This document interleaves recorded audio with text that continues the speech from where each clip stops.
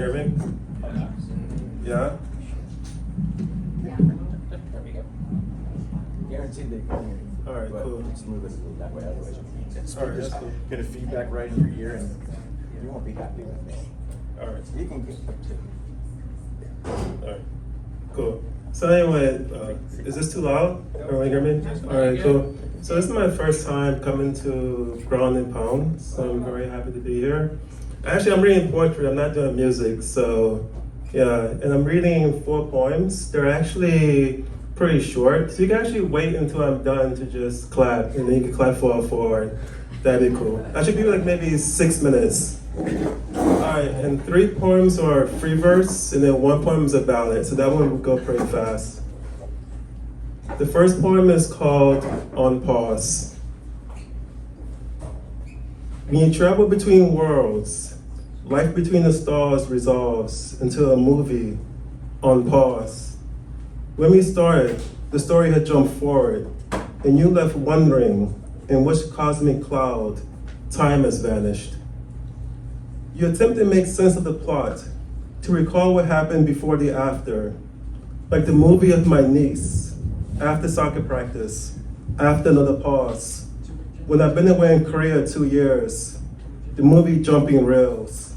Her taller, but not so tall yet. Older, but not so old yet. Upon seeing me, she decided to be the moon in my stellar orbit, walking round and round my center of gravity. Her questions of what planets I visited, what adventures I adventure, pelting me like asteroids. Then another pause.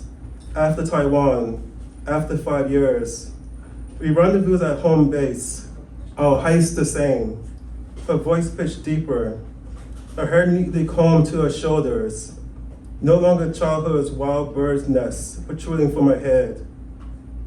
How much she had changed when the movie had been set to pause. Instead of being caught in my gravity, she did a flyby, barely acknowledging my presence. A teen's apathy to a traveler between worlds.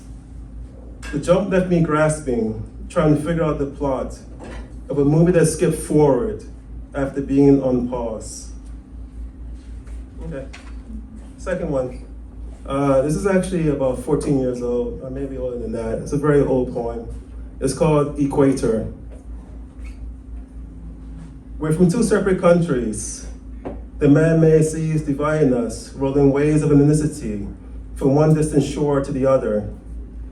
I live in the land of new, where the laws are written seconds before I'm forced to decide if I should break them or not. You live in the land of old, where the dead refuse to decompose and wrap arms around cold flesh to keep on gray bones. I think your country is stronger than mine.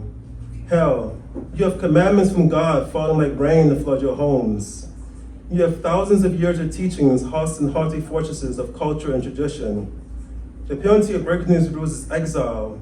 And you don't understand yet what it's like to think on your own, alone, but I do. For all I have is myself. And though I've made mirrors to surround myself with so that one becomes legion, all I truly have is myself. And the gift for hearing unsaid glory is destined to become traditions of their own one day.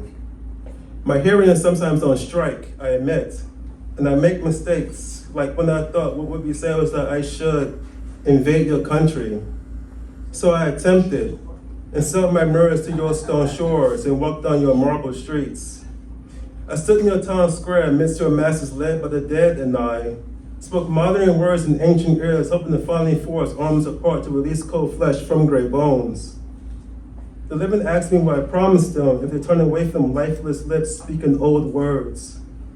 The living asked me what direction could I give to replace the centuries old direction they based their life on. And I stared at them and the dead surrounding them, knowing I had lost. For I could tell those only looking to follow that in my land of new, each must be their own leader, their own teacher, their own hero. I could tell those looking only to follow that in my land of new, the laws are made seconds before you're forced to decide to break them or not. There's no time to sit down and think things through. How could I bring these people to new when the dead voices speaking in their ears have made even children gray-haired and wrinkled? I knew I couldn't sell you across those tumultuous man-made seas of race, caste, and economic class. So I flew back to the lands of Nu, on the winds of defeat and humility. I continue to exist in the loneliness of unique and original, leaving you to your families of sane and always. All right, 2 more left to go. This one's called Universal Whole, and I wrote it maybe 3 weeks ago. My mom's dog passed away, and I kind of thought of this one. Universal Whole. Death is like a black hole. It's a horizon taking different shapes. Disease, accidents, misfortune, old age. Once you've fallen, there is no reversing your future to the singularity. Cosmologists theorize that space-time is ripped apart by gravitational waves beyond death's horizon at the singularity. Perhaps on the other side, another universe awaits. Assuming the accuracy of this conjecture, perhaps we should have hope that, like a collapsed star, death is just another beginning, another door to the adjacent you. Death is like a black hole, where all information ever formed sails in the current of a cosmic stream. Once the singularity evaporates, everything that wasn't printed returns to the universal whole, an eternal recycling of reality in the cosmic mind of the Creator. All right, and this last one's a ballad. You can probably guess when this one was written. All right, it's called The Ballad of King Raven. King Raven hatched within a tree and looked out from his throne, and all who flew within the sky bowed down to him alone. The bats who shrieked and could not see, and insects who droned by, and spiders that used webs to glide, and fish who too could fly. King Raven saw upon the land the winglets he called man, distrust for them, boy, did it grow from all that he could scan. His brethren humans trapped and sold to sing inside a cage. From silver bars, King Raven heard, please free me from this stage. King Raven asked his feathered court how best to free our kind. Sir, humans with their guns and knives would kill us in no time. In years that passed, King Raven knew to study this old threat. One day so hungry he down flew, but soon he did regret. For on the ground he knew there lived gray wolves that roamed the land. When they did hunt, King Raven watched remains left in the sand.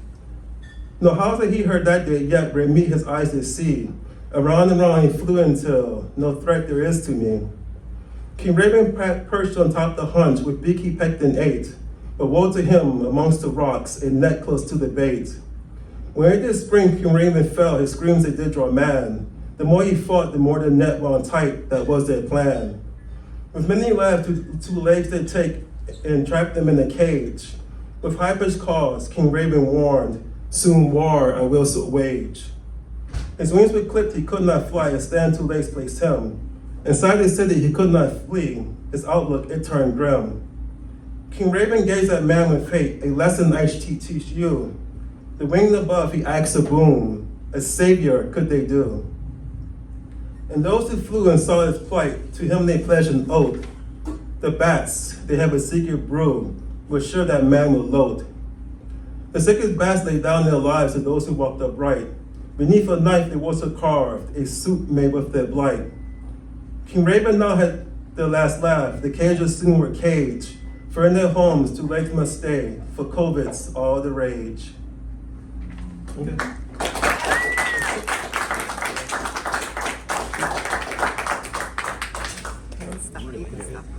Thank you.